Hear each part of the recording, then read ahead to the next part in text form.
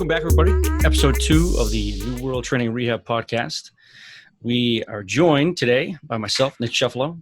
We have the strongest M&M in North America, Mark Manera. What's up, Mark? What's up? How's it going? Good, good.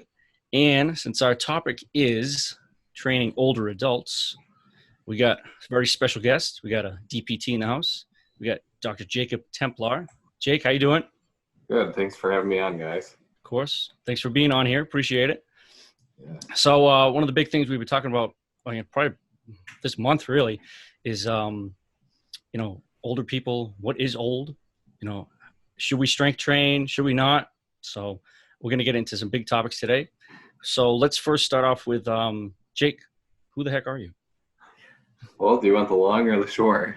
I want a combo. Somewhere in the middle, yeah. All right. So, like you guys said, Jacob Templar. I graduated from Utica College. I have my bachelor's from there in health studies. I got that in 2014. Then I finished my doctorate in physical therapy at Utica College in 2016.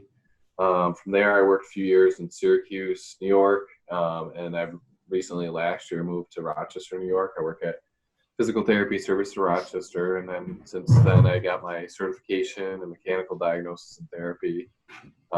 Currently working on getting the orthopedic board certification for physical therapy. And then I'm also a member of the Strength Guys as a injury management and load management coach, and do like protocols and things like that for injuries and hopefully prevention. We're still testing some of our protocols for that. All right, that sounds great. But I'm going to go with two quick questions here, though. One, what's your favorite food? Oh, man, that's a tough one. There's so many good ones. We got Thanksgiving coming up, so maybe that'll help you out. I usually go with like an aged beef steak or bacon. All right. Nick and I are in that student life. We can't afford steaks every night, so you don't have to put that in our face. No, I'm just kidding. That's still a rare occurrence for me. Get these student loans. I got you. So we got you as a steak guy. And then easy question number 2 is, what's your favorite movie? Oof. That's also a hard one because there's so many fandoms that I'm a part of. I know you're a Star Wars guy, so maybe that'll help. Yeah. I don't know if that's my favorite, though, now. All right. I probably have to go with, like, one of the Lord of the Rings or... Oh, my man. Or, like, one of the Harry Potters. But I think Lord of the Rings would be over that. Oh, it's like a nerd overload over here today. Yeah. I love it. It's great. It's great. All right. I'm going to shoot you a big question here first now. So we always talk about older adults, right? But, what are we talking about? I have no idea. Does anybody really know? So... how do you define an older adult? Or at least, how do you define it, Jake? I think that's a good question because it's like tough to really define. I always go off of now, like some of the information that I've seen is like your recovery and adaptation starts to change once you get like in your mid 60s. So I guess we could consider that as older adult. Most like retirement age in the U.S. is considered like 65 for most people.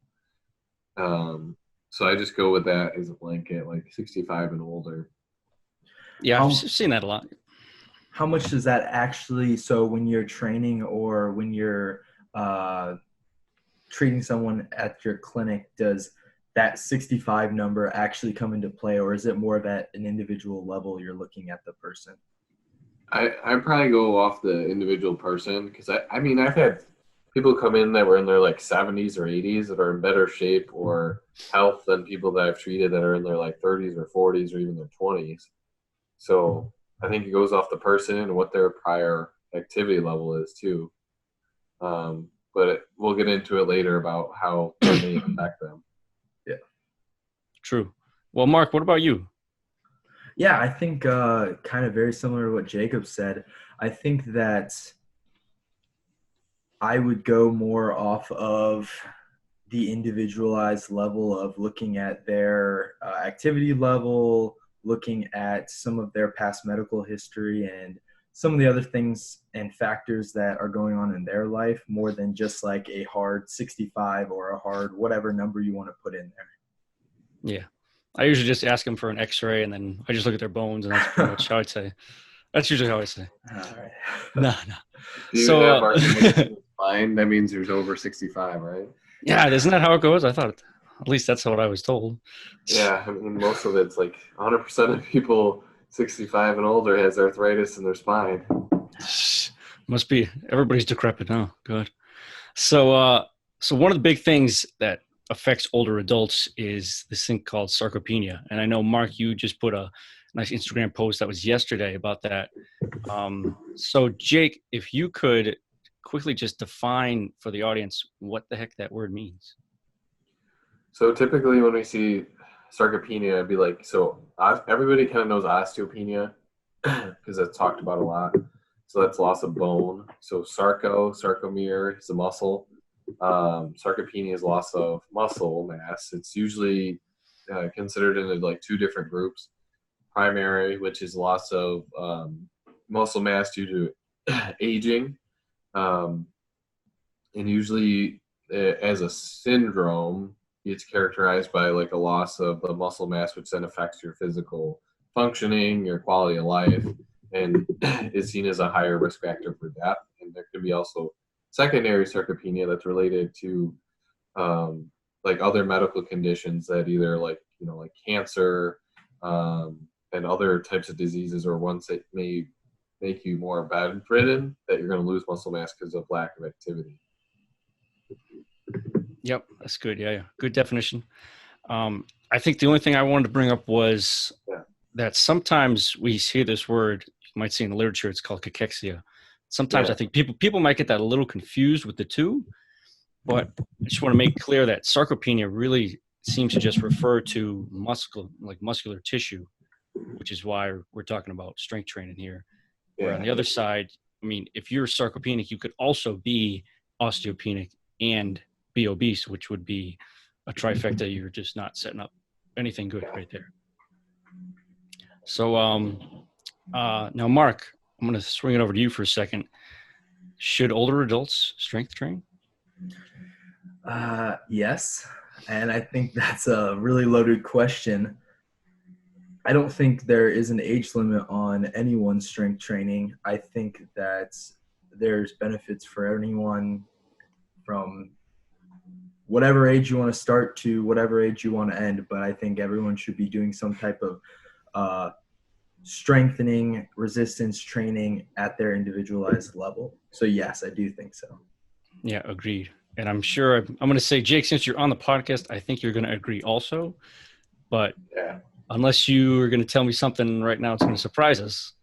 No, I mean, the only nuance that is like for younger people before like puberty ages, you're just not is structurally having them resistance training, because you're focusing more on just letting them be a kid and kind of play. Well, exactly. A lot of different things.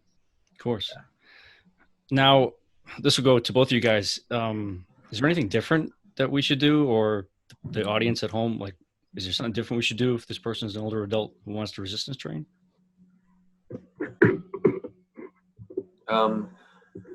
There's a few different factors that may come into play a little bit with older individuals. So one of the things is maybe focusing on speed of movements, and also you can see a difference in maybe their depending on their prior activity level and stuff.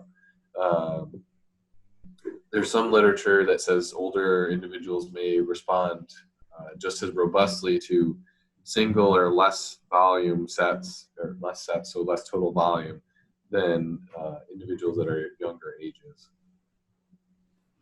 Mark, anything differently? Yeah, so I think it goes back to kind of when I'm sitting down with someone, regardless of their age, one of the first questions I ask are, what are your goals? And I think as someone goes through life, those goals might shift, maybe not. But I think as maybe you get more older, the goals shift from potentially more of a when you're younger, performance, be strong, look good for chicks, or whatever your goals are, to maybe more of I want to be able to get off of the couch and toilet after I'm done, when I want to stand up. Sure. And that's kind of the extremes, but looking more for a quality of life and instead of performance, potentially. Yeah, I could see that. I guess what I'm getting at is like if I had a client who come up to me and they told me their age, if you were just an age, right? I don't know if that would tell me anything about the person. I don't know if you guys agree with that or disagree. And I think that's what Jacob was talking about a couple minutes ago with, Right. He's seen a 70-year-old Exactly. who is the same health or better health than some of the 30-year-olds that come into his clinic. So I don't think age. It's like the number by itself doesn't seem to really mean anything until you who's the individual. Yeah. And I mean, I'm sure Jake, I don't want to put words in your mouth, but I think that's kind of what you're thinking also. Yeah. I mean, I've had guys come in, one I can remember, he's like in his mid 70s. And like, I lift at least 4 times a week. I'm pretty heavy squatter and deadlifter, compared to the average population, not compared to the power lifters that I work with, but, and he had more developed quads than me. And I was like, that's pretty impressive. Yep. That's great. You might be a little sad at first, but it's pretty good anyways. Don't matter. Yeah. I was like, good for you, man. Yeah. Right. He almost motivated you probably. You're like, oh, yeah, I gotta get at his level. God, I gotta be 70 like this guy. Shit. So again, both to you, Jake, I'll start with you. When you're working with like older adults, is there any certain things that you're concerned about that you want to look for that maybe is specific to older adults? A lot of them you may just see more chronic, like disease processes, or not even disease processes, but things that are related to, you may see more in aging populations, like you're more likely to see types of cancers and heart problems and things like that, which I think anyways, like if you're a strength coach or a personal trainer or in fitness, there's always the readiness questionnaires, like readiness for exercise that you would have somebody fill out anyways. Because that obviously is going to influence maybe your like RPs and things like that you're utilizing, and maybe checking more on like some of these vitals or things like that, making sure they're not exceeding a safe level for them. But otherwise, there's, I would train somebody fairly the same as if they were a younger person. Right. Principle. Mark, same thing to you? Yeah. So kind of taking it just a little bit into a different realm, but still on the topic a little bit deeper into sarcopenia. So one of the articles that Jacob sent us from Bauer et al., Sarcopenia, a Time for Action, it was talking about the kind of the timeline of sarcopenia. And I know there's some, it's a little bit of a range when it comes to percentage, but this says loss of muscle mass with age occurs in the continuous fashion after reaching peak muscle mass in young adulthood, which is about 30 years old. And then after that, the percentage loss of muscle per 10 years is of the order of about 5% in men, and it's usually a little bit less in women. So if we're looking at a older adult who has been inactive, that potentially they could be further along in the time frame, or further along in the sarcopenia or loss of muscle mass process. So looking at maybe more scaled back, lower starting position for where their entry point is, because when we're trying to meet athletes where they're at, a squat is great, but if you're bringing an older adult who is been inactive and is losing 5% of their muscle mass every 10 years for the last 30-40 years, maybe a squat is not where they need to be, or a powerlifting squat with a barbell on their back is not where they need to start. So finding that starting spot, I think, could be something that scaling the exercise back or starting with a different exercise variation than I normally would with a healthy 20-year-old who's coming to me. Man. Go ahead, Jake. Yeah, I was gonna say, yeah, you find where their like entry level is, and like you mentioned earlier, like what do they want to do? What do they need to be able to do? And scale to them and their goals, because that's always gonna make it more sustainable, and it's the most important thing, really. Um, I put in here because I wrote up notes because I'm like that. There's a few different things too, like markers that you would look for with somebody that considering. So you're gonna like some standard tests you can actually do to help figure out like how far along this pathway they are, or if they meet like certain criteria for sarcopenia. Like some of them you can't do without like I couldn't even do because I don't have the equipment to test for it. But Yeah, why don't you some of walk them us through that? yeah. So there's some of them that are pretty easy, like figuring out their walking speed, which if you have to do it in non-freedom metrics because you have to do meters per second. But oh no. So you pick out like some distance and then you time how fast they can go. So like a standardized test, like a time up and go, would be good for that. Mm-hmm. And if they have a walking speed under 0.8 meters per second, that's a marker. Grip strength under 20 kilograms for females and 30 kilograms for males, which most dynamometers or any device you may have to measure that's going to be able to give you both. And then if they have any other like conditions like rheumatoid arthritis, cancer, recent or active, or COPD, or maybe they don't meet even close to the activity guidelines given by the ACSM, that would be, some things to look at. And there's even some specific test batteries you can do. Like there's a questionnaire, the SARCF questionnaire, which is like acronym for sarcopenia, and then short physical performance battery, which is listed even on like, I'll give you stuff for the show notes, but CDC has it written up with standardized measures and stuff you want to look at. Right. So this is something that we can, it's something that you can identify in the clinic.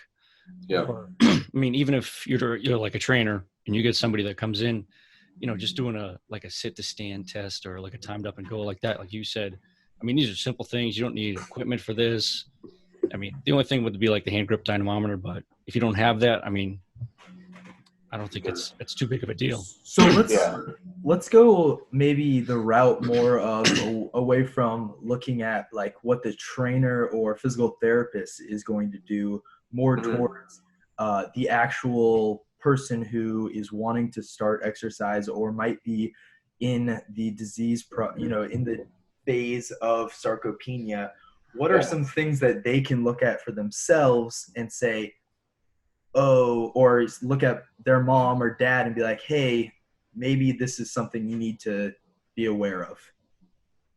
I mean, so like the biggest thing would even be is like some of the tests that are in the short physical performance battery. You could probably just, like you could do a sit to stand yourself like at home. Like how many times in 30 seconds can I do this? Or so like that. What about let's go into those exercise guidelines. So do you have those pulled up? Or do you? I know them like now that I've read through them so many times. Like okay, so you want to talk about those? Yeah. So the ACSM has guidelines that are recommendations for Americans as general guidelines.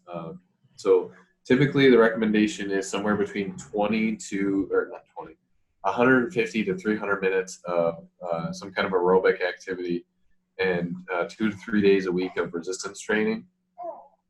And they list like different types of activity for aerobic training. So like gardening, walking your dog, there's different levels. Because if you're at higher activity levels, like heavier work or like high intensity interval training, they count that as a little bit like more. But because they break it up into like moderate to vigorous or moderate exercise versus if you're doing it vigorously, then you don't have to do it as much, kind of like you were talking about the high intensity. But something I thought was crazy was that I was reading from the CDC was that 1 in 4 adults and 1 in 5 high schoolers, that's the number that actually hit the physical activity guideline recommendations. So 75% of adults, we're not even talking about older adults, we're just talking about adults in general, aren't doing these guidelines, the recommended amount for guidelines. So do you think that is a good starting place for a lot of these people? Do you think that, I guess, what would be the step towards someone trying to achieve those recommendations?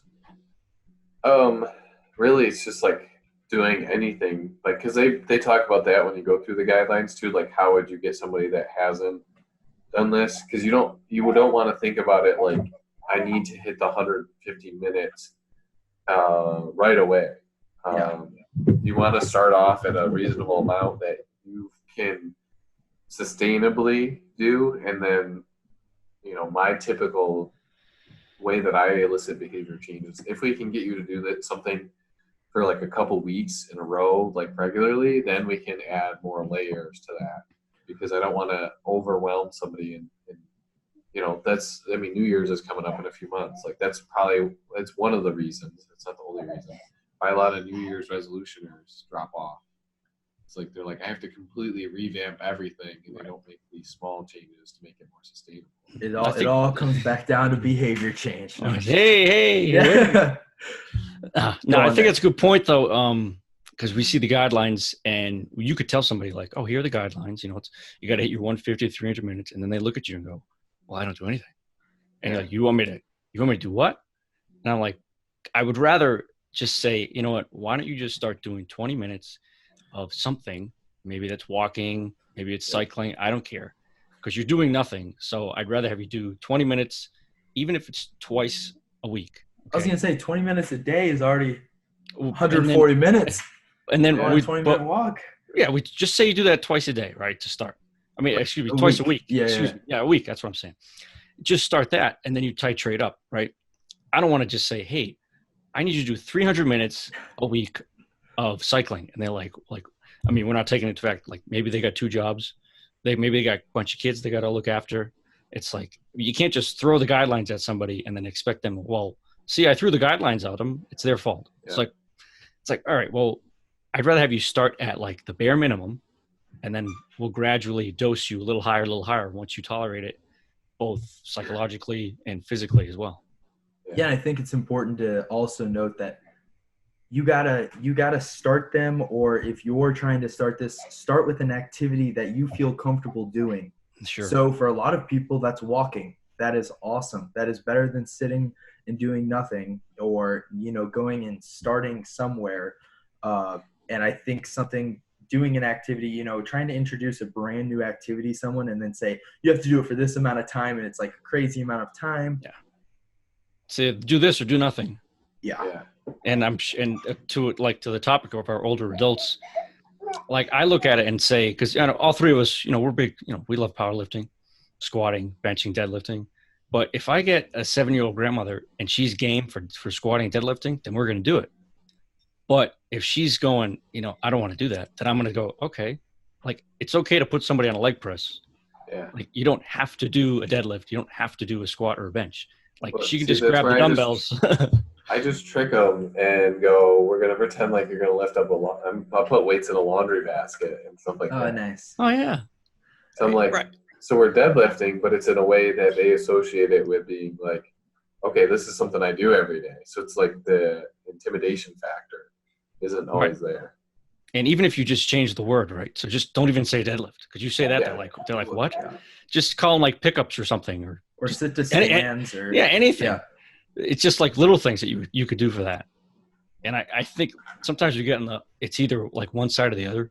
So it's either you get a camp that says, all right, so strength training is bad for them because they're going to hurt themselves and break their bones. And then you get the other group that goes, well, we have to they have to squat, they have to bench, they have to deadlift because those are functional, fundamental movements, or something ridiculous. And I think that's where you get into too. Like I had this conversation actually with a patient that I have a lot of patients that are healthcare workers or like researchers or things like that. So we were discussing about how actually there's like a low level of healthcare literacy in the U.S. even. Um, so one of the things can be, you can be talking about these movements and all these different things.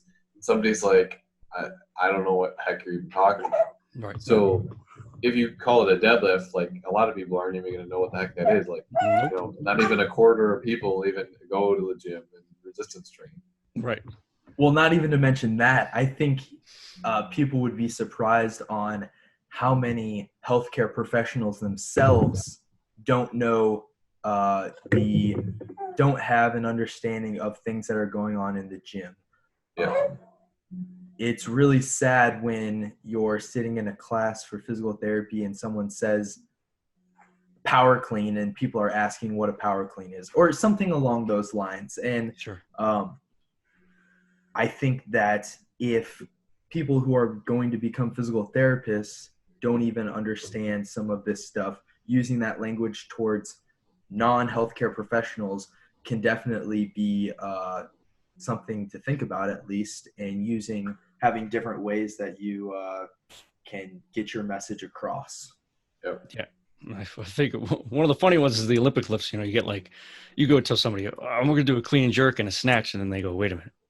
Did you just insult me? What are you talking about? It's like, no, I'm not talking dirty. I swear to God, it's an actual lift. Is this adults only? Yeah. Yeah, right. Exactly. We're going to do a snatch. They're like, okay, I'm good. Yeah, we're all set. Yeah. So I always You get tell the looks. the Olympic lifters that I've like gone to the gym with, I'm like, why don't you guys have like better T-shirts? Like, you guys don't have anything, like, like, oh, you want to see your stats? Or, like, Yeah, something, right? Like, oh, we might get arrested with that. There's an Olympic lifting gym. Somebody I might still follow him, but I used to follow him on Instagram. And the gym is called Triple X. Uh-oh. Nice. Because it's triple extension. Oh, boy. Get it. My God. I was like, that's good marketing. It's great. Yeah. Come on in. You'll never know what's going on inside till you come in. Well, Mark, to your point, you had talked about how sometimes even like clinicians don't even know like certain things like these guidelines. I think it's roughly, it might be a little outdated, but I think it's something around 10% of like primary care physicians even know the guidelines. And it was something like about half of those people even like administer or like advise people to do that.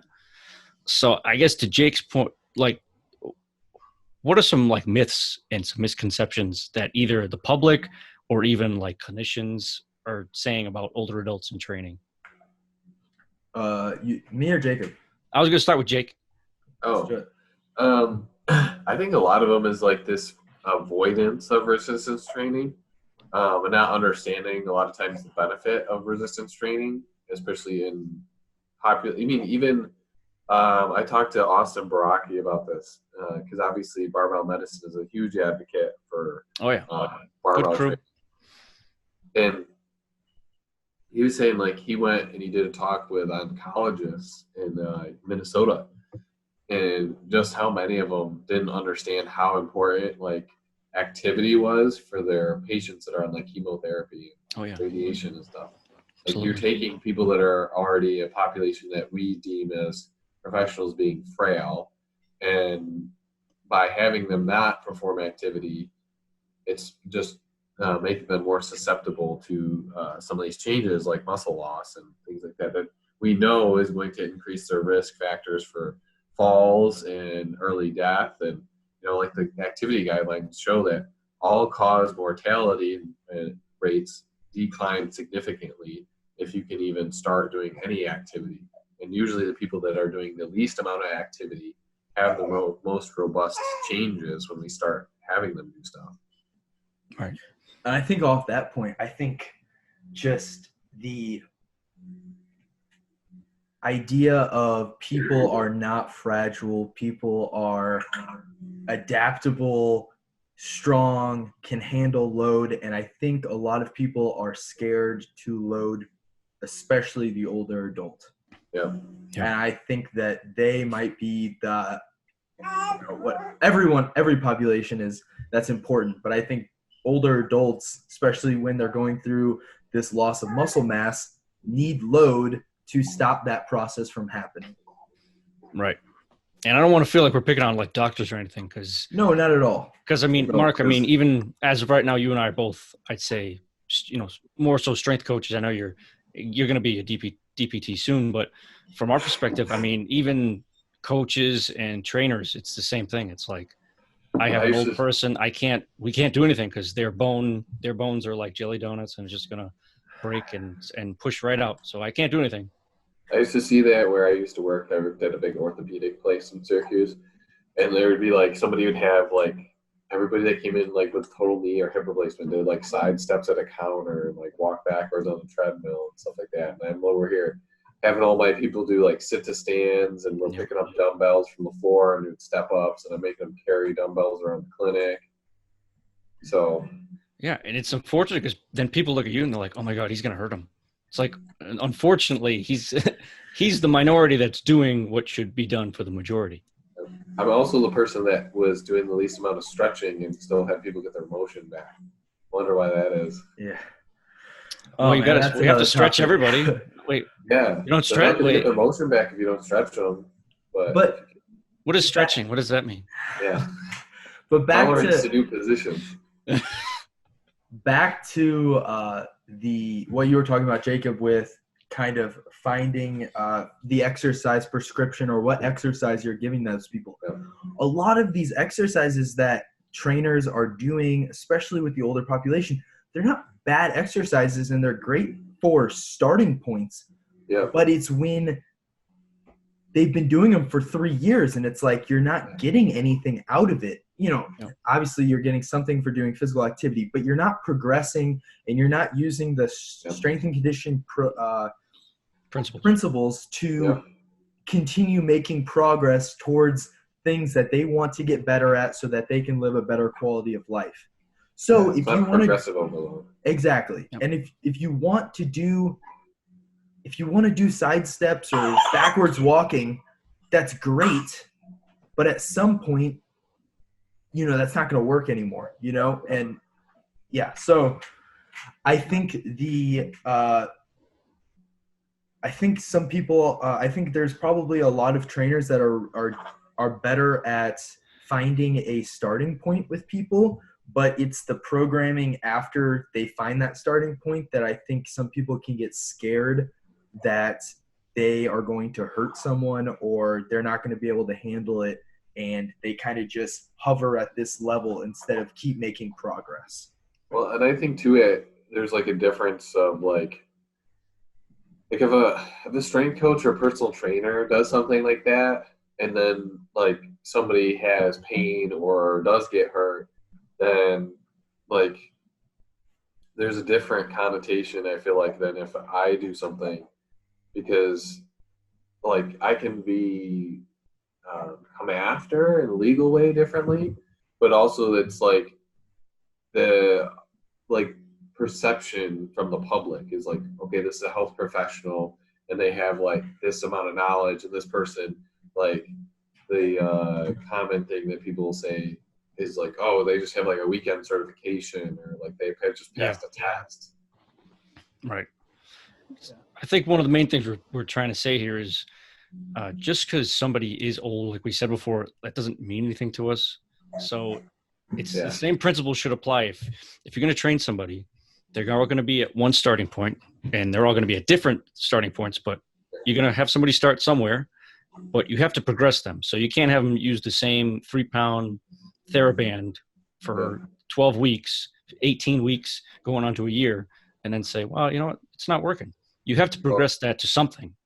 Or if this is you, or if you're listening to this and you feel that way, you feel like you are fragile or you can't do anything because you're going to hurt yourself, maybe think about, have an open mind and think about it for a little bit, and go find someone who can help and kind of help you change your thoughts on yourself and kind of get more confidence in your abilities. I think that brings up narratives. So the next thing I think we should probably talk about is we were talking about I guess we were talking about more of the physicality, physical side of things. So, but in terms of like psychological stuff, we always have bad narratives. I mean, it's just healthcare is full of really bad narratives that we tell people. I mean, not us, but we are part of the community. So that's why I say we. Well, I would say personal trainers and strength coaches are an extension of wellness. Like you think about it, it's like I'm supposed to be seeing somebody while they're assumed a sick role, and I think we completely underutilized personal trainers and strength coaches to extend wellness further than we in ways that we can affect holistic changes in populations. Right. And then that's a good point, Jake. And I'll ask even further, like these frailty narratives that we always have for older adults, that's usually like the main thing is they're going to break because for some reason age means you're broken. Well, who do you think kind of drives that more? Is it more so like the public, or is it clinicians?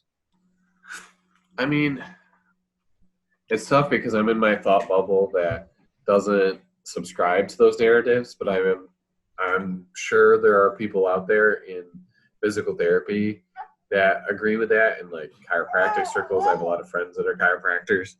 So they don't understand the principles, and physical therapists habitually underload people. It's really bad.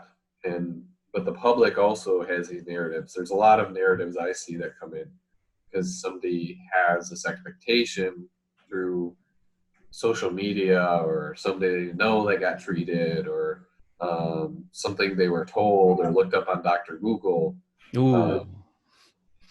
about like what they should or shouldn't be doing. Mark, what do you think about that? Yeah, I think it's a mixture of both, but I do think the public, there are just, for example, when someone who doesn't have the education and an understanding sees someone deadlift with a rounded back, the first thing they say is, "Oh my gosh, they're going to hurt themselves." That's what I say every time. Right. Right. But I think it's very similar to, it's just like one of those things that, it's just common sense that, everyone knows when you get older, you're fragile, and, you can't handle whatever. I think so. Sometimes just from personal experience, you see older adults and it's almost like, it's like a rite of passage. It's like, yep. Here, I made it. Yeah, I'm cracking every day, so I made it. I used to bench 225 and squatted 500. Yeah, it usually goes to the I used to be a stud, and now I'm just broken. Then I took an arrow to the knee. Yeah, and I'm like, wait a minute. It's like you don't have to say that. Whoa, wait a minute. Whoa. We might have to give this kid a boot. It's out of here. Oh my goodness. Yeah, it's just. You knew that reference if you know that it's a nerdy reference. All right. Yeah, so haha. It's on you. Joke's on you. Yeah, no kidding. Well, so I think this is, narratives again, just it's a huge impactor. Just you could tell somebody something, and and this goes back to, we're not just talking about just older adults. This is everything. This is just human psychology. You tell somebody a narrative, and especially if it's unsubstantiated and it's harmful, that's not good for anybody. So, ladies and gentlemen, if you want to train in the new world and you want customized programming and excellent personalized coaching, please contact Mark Manera or Nick Shuffalo at newworldtrainingandrehab.com. But I was going to bring up too, Greg Nuckols. So like the age thing. In one of his podcasts at Stronger by Science, yep, they had mentioned about the aging, and I like to go off the podcast and read some reviews and then fact check later because it's just too hard to read everything. He talked about how it's seen as like a cultural thing that I used to do this or I did that and then I got older, I got too old. Well, there was some literature that had looked at actually your recovery as we got older, and some of it had suggested that you don't start to change your adaptation recovery until you're hitting in your like mid 60s. So we have this like societal construct that oh, I'm getting older, I can't do that, or I can't recover as well. But when you actually look at the physiology, it's not there. And then so that, and I usually snowball off that and would look at it, and if you really want to learn a lot about like a topic like that, if you can find a way to look up somebody's like done dissertations on that, you learn a lot about a topic. You can find somebody's dissertation because they do the full literature review on like everything, and it'll give you a good overview if you're a clinician or strength coach that wants to read into it more. Yeah. And I think you brought up a good point, Jake. It's sometimes people that are saying these narratives that they're old, is like, you hear this from like 35-year-olds. They're like, yeah, I used to be young. And like 35 it changes old? After 30. Everything changes. I mean, 30 to 35, that's what we're saying is old. Like, Jesus Christ. It's rough. That's rough. Yeah. God. So I think, Jake, I got another question for you. So we're talking about training for older adults, right? Yeah.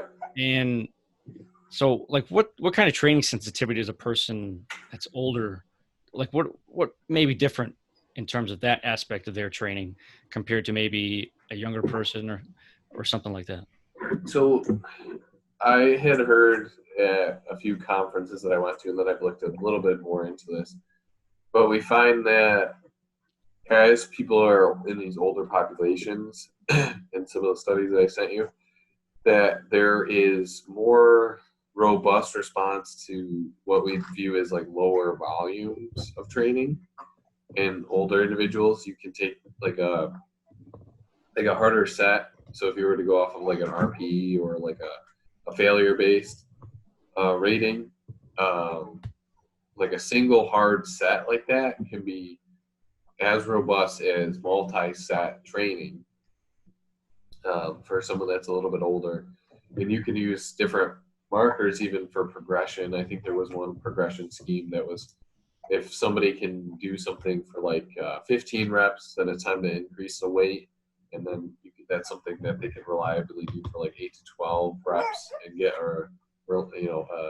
enough resistance like that 60 and plus percent of their 1 rep max that's going to drive an adaptation.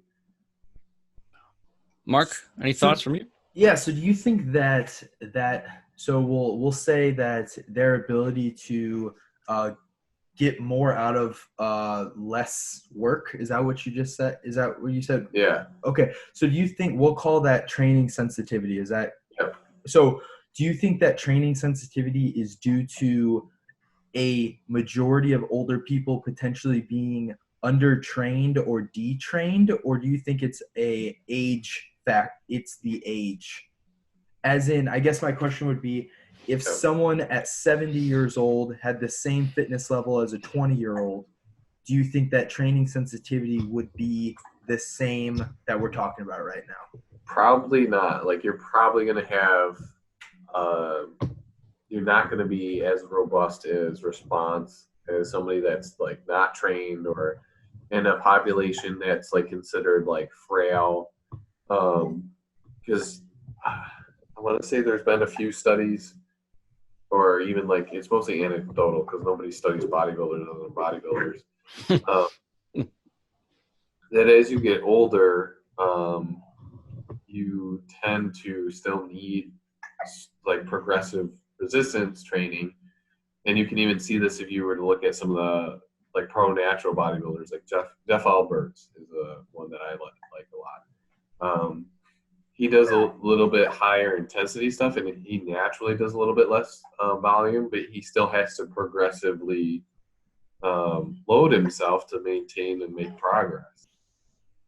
And all of a sudden, just because you hit a number, you don't see that, oh, well, now I can do much less sets, even though I'm a person that trains regularly. Right. And I think just a quick point I want to add was this kind of older adult, this population, I guess we could say, sometimes I like to, we hear them referred to as like anabolically resistant. So that just means that they're resistant to things that would build, in this case, muscular tissue. So whether that be eating protein or strength training, things that promote such things. Yeah. I think since they are on that resistance side, I usually tend to, with like similar to everybody else, I want to drive volume a little bit more. So especially with an older adult, I want to definitely we could start with that one set because we know we can get great benefit from it. And like we said earlier, we don't have to start with, all right, well, you have to do 5 sets of 5 or something silly like that. We could just do like a set of, and it doesn't have to be 5. So it can be anything, 4, 7, 8. Pick whatever number you want, really. Nothing matters.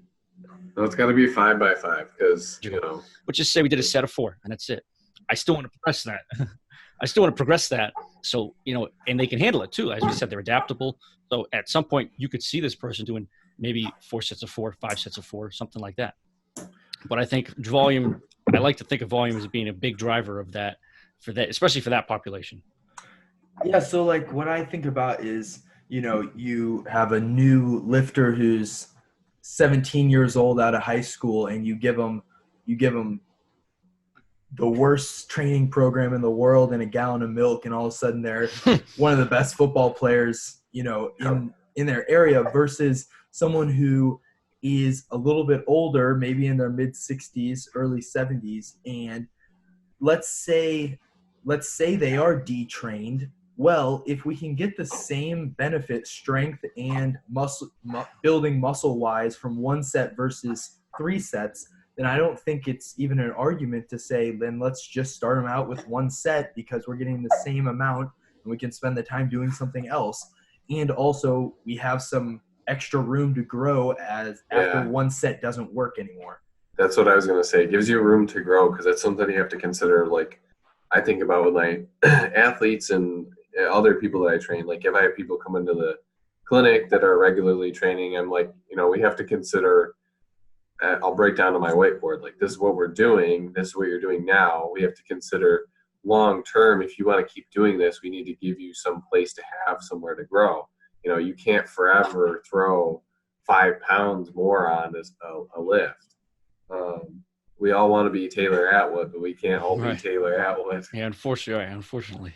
Yeah, so like, and off of what you just said is like, if the older adult needs more stress or more volume or something to get the same result as a younger person, or to just progress or get stronger, insert whatever physical attribute you want to put in there. If they are already detrained, people need to understand that they're not fragile. They actually need more volume, more intent. Be smart with it, but they need more to get the same amount as they would have if they were 20 years younger. So I think that goes back to the cultural thing of, guys, they need more volume. Yeah. And they're so undertrained. So. Right. So like as far as because some people would consider we talked about safety. If somebody had like osteopenia, porosis, like I'm probably not going to have them, depending on what their scores are from their scans, is like do for example, a heavy back squat. Because you think about the concern with that in elderly women is a compression fracture of the vertebrae. But we also know that resistance training and done progressively, starting at their level, has a significant reduction in their rates of stress fracture for I think it was up to 10 years afterwards. Chad Cook, a physical therapist, did a research project on this, and they found a reduction in stress fractures for 10 years after robust resistance training. Right. Yeah, I think awesome. That's a good point, and I just want to make sure that that the audience understands what Jake was saying here. He didn't say that person can't back squat. It's not like we're not saying that certain exercises are a no-go. It's more so the application of said exercise needs to be monitored. So when he said, we've got to be careful with the squat, it's just not just for the squat. That means for anything that you're going to do with this person, you got to be careful with the loading scheme and making sure that we have good load management and fatigue management, just as I would if it was a 22-year-old powerlifter. It's the same thing, same process. Mark, is that what you? Would Yeah, you do? I mean, Same thing? I think you're spot on there, and I think that what would be very beneficial for some people are, why don't we give them some kind of couple different things that they can take away to start doing today, if they, their mother or father or them themselves are at this age range, some kind of So I'll give you some take-home points you're looking for. Yeah, take-home points. Right. I'll start us off, and then I'm sure, Jake, if you want to jump in, go right ahead. So the first thing that we really need to worry about is strength training. Okay. And of course, we also want to look at aerobic training. We never want to throw that aside. But in terms of loss of muscle mass, our best defense is resistance training. So one, if you think that you are in this sarcopenic state, and it doesn't really even have to, you don't have to measure it or anything, but just resistance train. Okay. If you're over the age of 30, right? We talked about it. After the age of 30, you start losing muscle mass every 10 years, around 5% if you're a male, maybe a little bit less for a female. So if you are in that category, you should probably yeah. Even like children, 9 to 11 should start resistance training, because that's your formative years for your bone development. And that's going to set you up for long term. So when you're older, when you're in that older age group, there you go. The bone mass. You're already there. Right. Yeah. So our biggest take-home point is resistance train. Anybody. But and specifically for this podcast, the older adults resistance train. Yeah. Jake, biggest take-home point. What do you got? Start somewhere and with things that you feel comfortable with, and then kind of go from there. Don't think you need to change your whole lifestyle like a 180. Start with something that's easy, that you can do regularly, and you're going to do it. And Mark, wrap it up. What's yours? Yeah, and I think kind of the other big thing is protein intake. I think a lot of people are not eating enough protein. The one study we referenced earlier from Bauer et al. Gave a suggestion of 1 to 1.5 grams of protein per kilogram of body weight. So divide that by 2.2 to get pounds or whatever. But for a 200-pound man, it's like 90 to 100 grams. Yeah, at the minimum. But yes, I think a lot of people are not eating enough protein. And actually something Nick and I were talking about yesterday was the fact of older adults, not everyone, but there's a trend that potentially don't have the biggest appetite. So if their appetite is down, it's hard to increase their protein level if they're already not eating enough protein.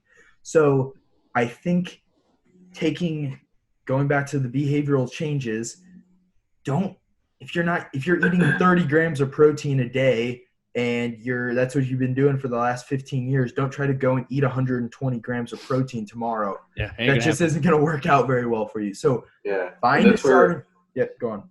An older population, if you're not don't have dairy allergy or anything, like a whey protein is really good, because it's something they can consume. It is really highly satiating, but you can get in like a small amount and get a huge and really good biologically available protein source. Just convenient.